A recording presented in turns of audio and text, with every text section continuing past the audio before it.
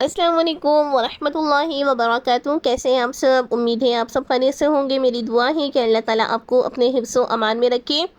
ناظرین، آج کی ویڈیو بہت ہی امپورٹنٹ ہے اور آپ کے علم میں اضافہ کرنے والی ہے.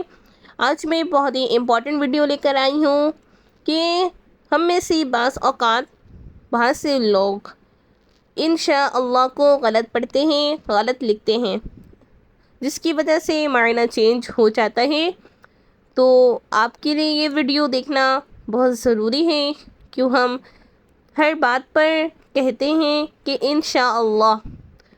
تو اس کا میننگ کیا ہے اور ہمیں کس طرح بولنا چاہیے اور ہمیں کس طرح لکھنا چاہیے. انشاءاللہ، اگر اللہ نے چاہا. اس کی میننگ ہے، معنی ہے اگر اللہ نے چاہا، انشاءاللہ. اور اگر ہم انشاءاللہ کہیں گے تو اس کا میننگ ہوگا تخلیق کیا گیا.